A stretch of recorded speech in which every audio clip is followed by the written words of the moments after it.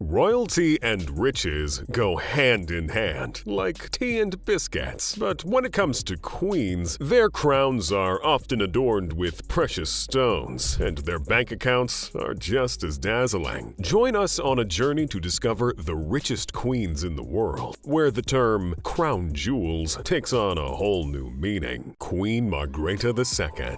Queen Margrethe II of Denmark, the elegant and regal monarch who has been ruling the Danish monarchy since 1972, is undoubtedly one of the richest queens in the world. With her wealth estimated to be around $40 million, she could easily afford to fill her palace with caviar and champagne every day of the year. But as we will go on to see, that's not all there is to this majestic monarch. Margrethe II was born on April 16, 1940, as the daughter of King Frederick IX of Denmark and Queen Ingrid. She ascended the throne on January 14, 1972, following the death of her father. But don't think for a second that she just inherited her wealth and did nothing with it. Despite being born into royalty, she didn't take the easy route to riches. Her educational journey left an indelible mark on her life and performance, shaping her into the remarkable individual she is today. Her educational journey left a lasting impression, heavily influencing the way she carries out her duties. From starting elementary school at Zales School at just 6 years old to studying abroad at North Foreland Lodge, the princess was a force to be reckoned with. She continued her studies at Zales School, excelling in the languages branch and adding English, Swedish, French, and German to her linguistic arsenal. Not content with stopping there, the future queen went on to conquer several European universities between 1960 and 1965, passing her philosophy examination at Copenhagen University and earning a diploma in prehistoric archaeology at Cambridge University. The crown was well and truly earned. Impressive, right? But enough about her academic achievements. Let's talk about the royal perks. From castles to vacation homes, let's take a look at Queen Margrethe's royal properties. And if you thought she had only one property,